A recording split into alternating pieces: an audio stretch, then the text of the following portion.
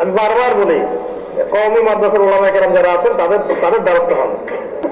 জ্ঞানের গভীরতাই বলেন, ফিকহের গভীরতাই বলেন, অ্যারাবিক গভীরতা বলেন, তারপরে হাদিস এর যে ব্যাখ্যাগুলো আছে, তাফসীর যেগুলো আছে, এগুলো সবকিছুর গভীরতা আমার এই সংক্ষিপ্ত জীবনে আমি দেখেছি তাদের মধ্যে বেশি আছে এবং অনেক ডেপথ আছে, অনেক ডেপথ আছে।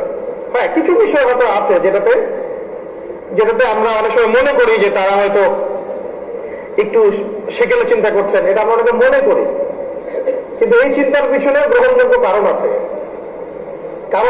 কেন তারা ওই বিষয়গুলো ইনভলভ হচ্ছেন না।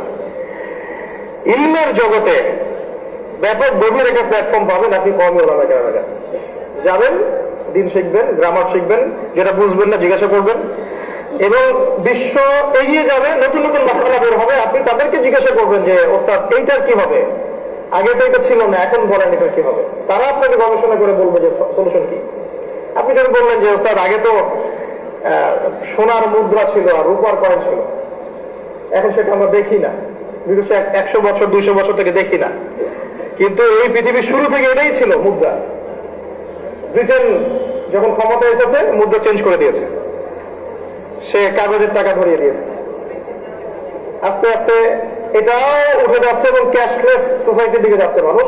ক্যাশলেস, কোনো ক্যাশ থাকবে না, টাকা বলে কিছু থাকবে না, সব ডিজিট। আপনি কলাও কিনলে ডিজিট থ্রো করবেন, কলা কিনেছেন 1 আলি, ওকে দিবেন 40 ডিজিট দিবেন আপনি, সংখ্যা, পেপার থাকছে না। এখন এই যে বিবর্তনগুলো সম্পর্কে আপনি জিজ্ঞাসা করবেন তাদেরকে যে এই মূলনীতি তো কোরআনে দেয়া আছে নিশ্চয়ই, কোরআন হাদিস আপনারা ভালো বুঝেন, আমাদেরকে বলেন কোরআন সুন্নাহ থেকে যে এই বিষয়গুলো কতটুকু কি। শুধু তাই না, এই বিবর্তনগুলোর মধ্যে দেখা যাচ্ছে যে মানুষের সম্পদ চুষো খাওয়া হচ্ছে। যেমন আমার পারিশ্রমিক 12 লক্ষ টাকা 1 বছরে, 10 বছরের ব্যবধানে ওই টাকার মান কমে যাচ্ছে 30%, 40% কমে যাচ্ছে।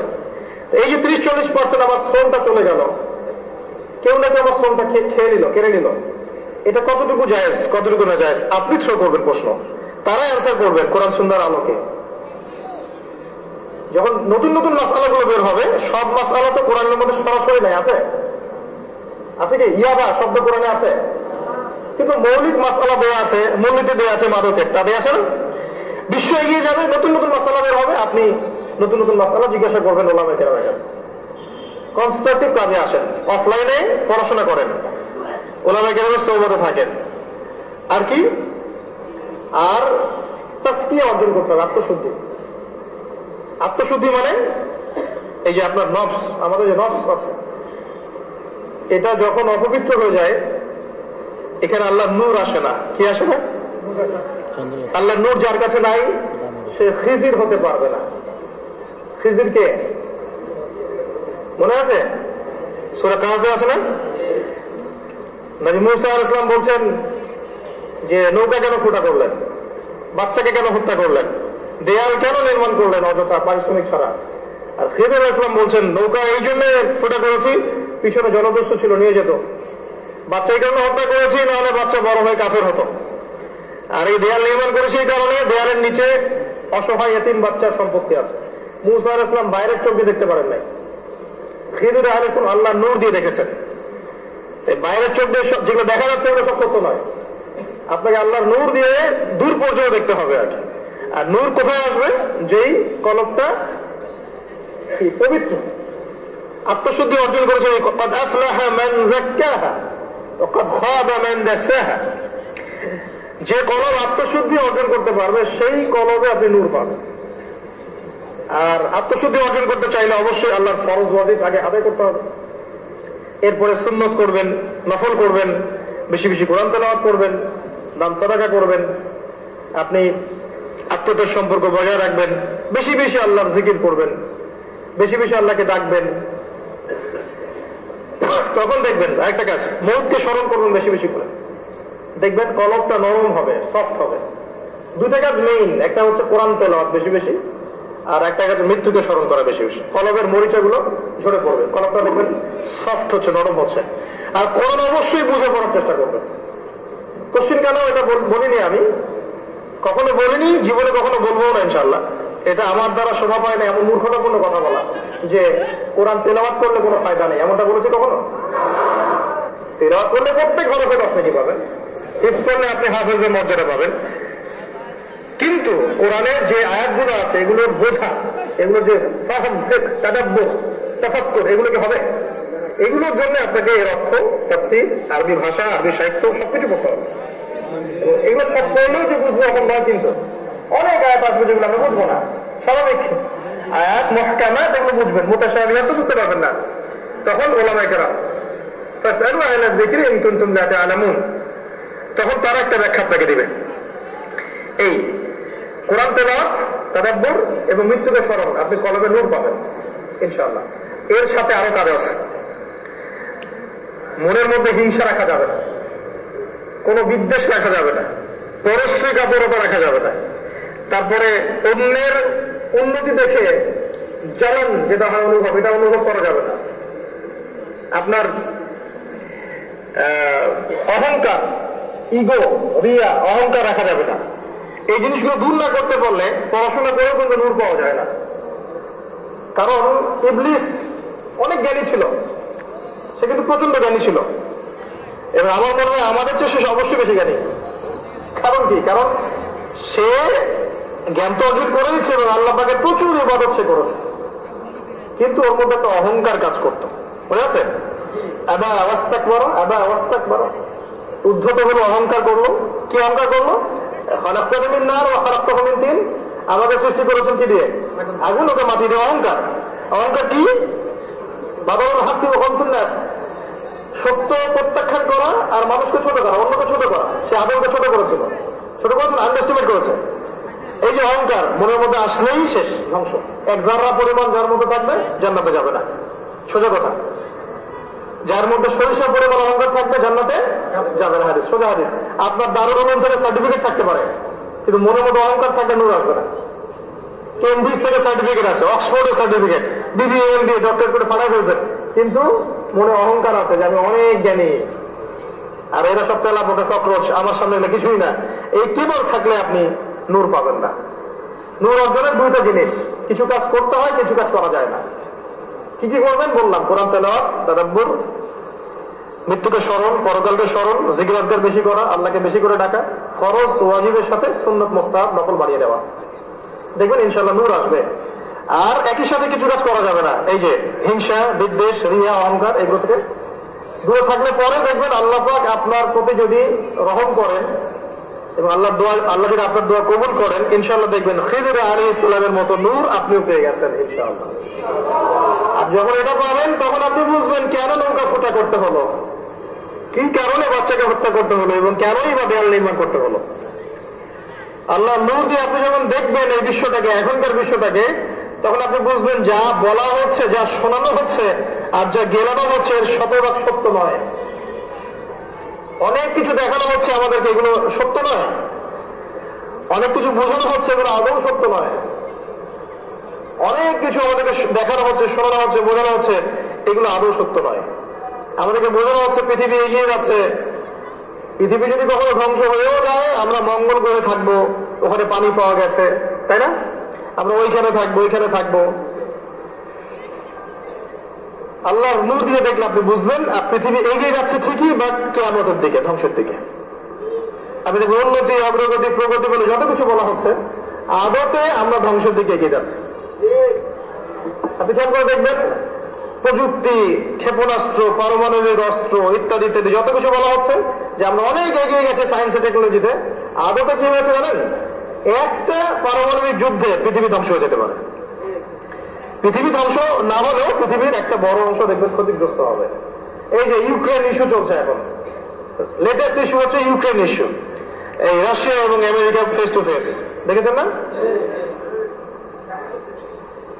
বন্ধ করে, আমি নিষেধ করার বড় কাজ করছি।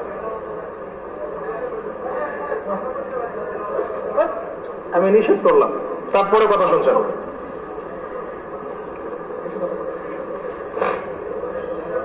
এখন চলছে কি ইস্যু? Ukraine issue.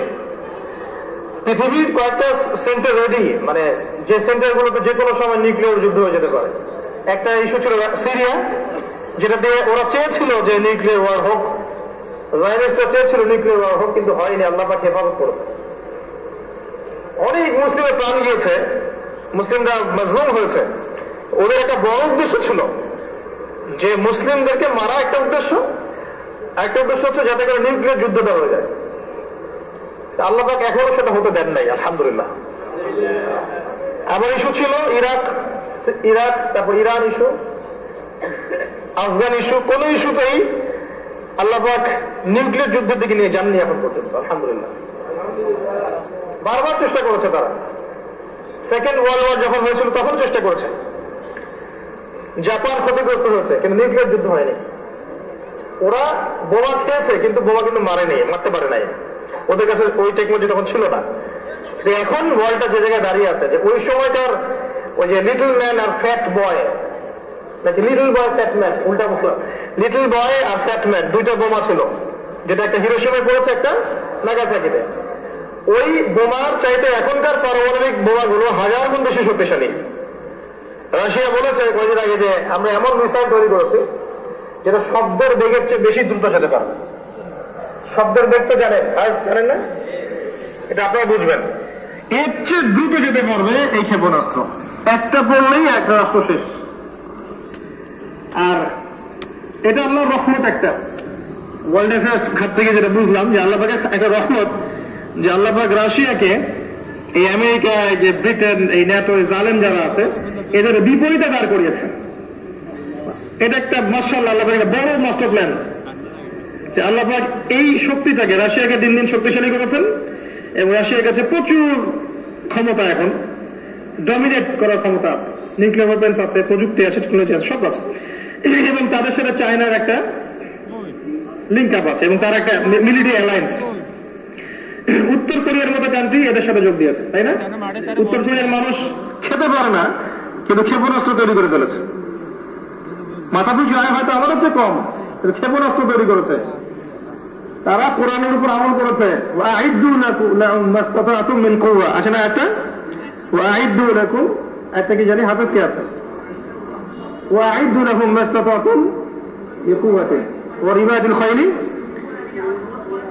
এই যে এই কথাটা বলবো, তুরহিবুনা বিহি আদুওয়াল্লাহি ওয়া আদুওয়াকুম। ওই দেখেন, ওদের দেশের মানুষ খেতে পারে না, কিন্তু দেখবেন এমন এমন অস্ত্র তৈরি করে রাখছে যে আমার দিকে চোখ দিলেই মেরে দিব, দুটা শেষ। আর যার কাছে নিউক্লিয়ার ওয়েপন্স আছে, তাকে আঘাত করা তো সহজ নয়। আমি যদি ওকে একটা আঘাত করতে যাই, ওরা আমাকে দুটো আঘাত করবেই। আমি যদি একটা বোম মারতে যাই, ও যদি একটা মেরে দেয়, তাহলে তো আমার অবস্থা খারাপ। কথা বুঝতে পারেন? এটা তো আর মানে কি বলে, ওই যে ককটেল যেটা ফোটা নেই, এরকম কিছু না তো, এটা পটকা না তো। এটা এমন একটা জিনিস যেটা একবার পড়লে একটা পুরো মনে করেন একটা ভূখণ্ড ম্যাসাকার হয়ে শেষ। না ওখানে কোনো উদ্ভিদ জন্মাবে, না প্রাণী থাকবে, কিছু থাকবে না। তো দেখেন, রাশিয়া, চায়না, উত্তর কোরিয়া, এদেরকে আল্লাহ পাক একদিকে রেখেছে, আর ওদেরকে আরেক দিকে রেখেছে। এটা আল্লাহ পাক একটা প্ল্যান। যদি সবাই একজোট হতো, তাহলে অবস্থা আরো খারাপ হতো। এখন রেডি, এরা অনেকবার চেয়েছে যে ওয়ার্ল্ডটাকে নিউক্লিয়ার যুদ্ধের দিকে নিয়ে যেতে, কিন্তু হয়নি, আল্লাহ পাক করতে দেননি। কিন্তু জানি না কতদিন পৃথিবী এমন থাকবে। যদি আল্লাহ না করে কখনো এমন হয়ে যায়, এবং যারা মিলিটারি অ্যালায়েন্স নিয়ে পড়াশোনা করে, যারা রাষ্ট্র বোঝে, প্রশাসন বোঝে, গভর্নমেন্ট বোঝে, জিও পলিটিক্স বোঝে, তারা কিন্তু ভয় পায় যে ওয়ার্ল্ড এমন একটা জায়গা আছে যে কোনো সময় হয়ে যেতেও পারে, আল্লাহু আ'লাম। তো আমাদের মানে গন্তব্য যেটা বোঝানো হয় সবকিছু সুন্দরভাবে এগিয়ে যাচ্ছে, আসলে ব্যাপারটা এমন নয়। সবকিছু তার ধ্বংসের দিকে এগোচ্ছে। আজকে থেকে 2টা বছর আগে মানুষ চিন্তা করতে পারে নাই যে নতুন কোন কি ভাইরাস আসবে, সারা দেশের মানুষ, বিশ্বের মানুষ একসাথে সমস্ত মসজিদ বন্ধ, মানুষ নামাজে আসবে, অনেকটা সার্কাসের মতো দাঁড়িয়ে থাকবে, একজন এইখানে, আরেকজন ওইখানে, আরেকজন ওইখানে, আরেকজন ওইখানে, সার্কাস। মসজিদের মধ্যে আপনি রাসূল সাল্লাল্লাহু আলাইহি ওয়াসাল্লামের বিধানের বাইরে কিছু করতে পারবেন না। এটা মসজিদ, এখানে সুপ্রিম অথরিটি আল্লাহ চলবে। দেখবেন সার্কাস, আপনি এখানে 10 ফিট দূরে আরেকজন, আর 10 ফিট দূরে আরেকজন, মাশাআল্লাহ, মাঝখানে শয়তান, তাই না? হাদিস কি? হাদিস কি? মানুষ চিন্তা করেনি কখনো যে এমনও হবে।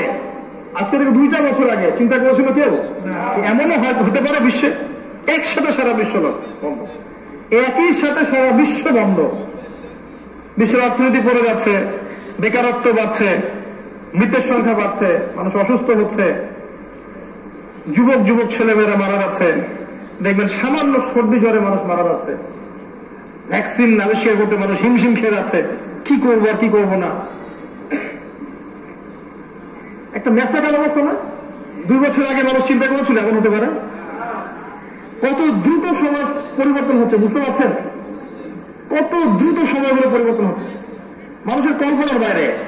এবং ওই সময় যারা ওই যে খিদির আলাইহিস সালামের মতো দূরদর্শিতা সম্পন্ন আলেম ছিলেন, তারা বলতেন যে কোভিড-19 সব শেষ হবে না, এরপরে দেখবে আরো আসছে, নতুন নতুন প্রজাতি আসবে এবং নতুন নতুন সার্কাস শুরু হবে।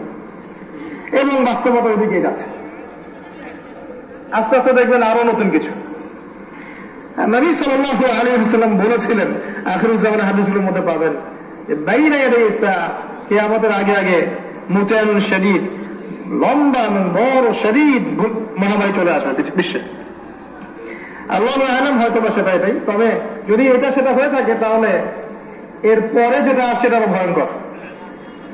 এরপরে এরপরে আসবে সানাওয়াতুজ জালাজিল, সানাওয়াতুজ জালাজিল, ভূমিকম্পের বছরগুলো র্যাপিডলি ভূমিকম্প আসতে থাকবে। মানুষ মনে করে যে ভবিষ্যৎ বক্তা নাকি, ভবিষ্যৎ বক্তা না, এটা বর্তমান। আপনি বর্তমানের খবর রাখছেন না বলে এটাকে ভবিষ্যৎ মনে হচ্ছে।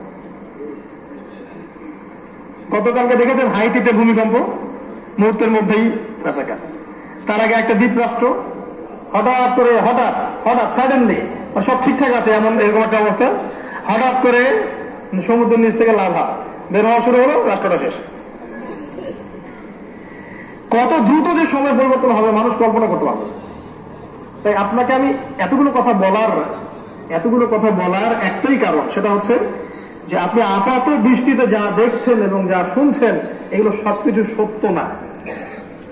আপনাকে ভিতরের চোখ দিয়ে খিদির আলাইহিস সালামের মতো এই বিশ্বটাকে দেখতে হবে, প্রেক্ষাপটটাকে বুঝতে হবে, এবং আগামীতে কি হতে পারে এর হাদিস কোরআনে যে বিষয়গুলো বলা আছে এগুলো যখন আপনি পড়াশোনা করবেন, আল্লাহ নূর দিয়ে আপনি অনেক কিছুই বুঝতে পারবেন যেটা হয়তো অন্যরা পারবে না। আর এটা পারার মানে এই নয় যে আমি হতাশ হয়ে থাকবো, তা নয়। মানুষ যদি একটা বিষয় সম্পর্কে গেস করতে পারে, সে প্রস্তুতি গ্রহণ করতে পারে। সাহাবায়ে কেরাম রাদিয়াল্লাহু আনহু 1400 বছর আগে মসজিদে বসে আলোচনা করতেন কিয়ামত কবে হবে। ওই যে 10টা কিয়ামতের যে আলামত আছে না হাদিসে, ওই হাদিসের শুরুতে গিয়ে দেখবেন, ওই হাদিসের শুরুতেই লেখা আছে যে নবী সাল্লাল্লাহু আলাইহি ওয়াসাল্লাম অতিক্রম করছিলেন, ওই সময় তিনি শুনলেন সাহাবায়ে কেরাম রাদিয়াল্লাহু আনহু মসজিদে বসে কিছু বিষয়ে কথোপকথন করছে। তিনি জিজ্ঞাসা করলেন, তোমরা কি নিয়ে আলোচনা করছো? তখন সাহাবীরা বললেন, আমরা আলামতুস সাআ নিয়ে কথা বলছিলাম। তো সাহাবীদের এত মাথা ব্যথার কারণ কি ছিল আলামতুস সাআ নিয়ে? কারণ তারা সচেতন থাকতেন, তারা সচেতনতার জন্য এটা চর্চা করেছেন যে যদি আমি আমার ওই ফিতনায় না পড়ে যাই। এই কারণে বর্তমান প্রেক্ষাপট বোঝা জরুরি। প্রেক্ষাপট বুঝতে হলে ওই যে বললাম, কনস্ট্রাকটিভ প্ল্যানের কাছে আসেন, পড়াশোনা করেন, আত্মশুদ্ধি অর্জন করেন, আলেম ওলামার সহবতে যান, পড়ে থাকেন, নতুন নতুন ইস্যুগুলো রাইজ করলে তাদেরকে জিজ্ঞাসা করেন যে সলিউশন কি হবে। যদি আপনি সলিউশন দিতে যান তারা অনেকে রাগ করতে পারে, তাদেরকে জিজ্ঞাসা করেন যে এই সমস্যার কি সলিউশন। এরপরে আমি বলবো যে আপনি রিজিকটাকে হালাল করে নেন এবং লাইফের ফ্রেমটা সাজিয়ে ফেলেন, জীবন ফ্রেম সাজিয়ে ফেলেন যে আপনি যদি আরো 30 বছর বাঁচেন, কথার কথা 30 বছর আপনি কিভাবে চলবেন, এটা আপনি সাজান, গোছান। মনে করেন, আমি বারবার একটা কথা বলি, মনে করেন যে আপনার হায়াত হতো 60 বছর, কথার কথা। আপনি রাত্রেবেলা ঠান্ডা মাথায় চিন্তা করেন, চোখ বন্ধ করে, যে আপনার বয়স যদি 60 হয়, 20-30 চলে যাচ্ছে, বাকি 30 পড়ে আছে।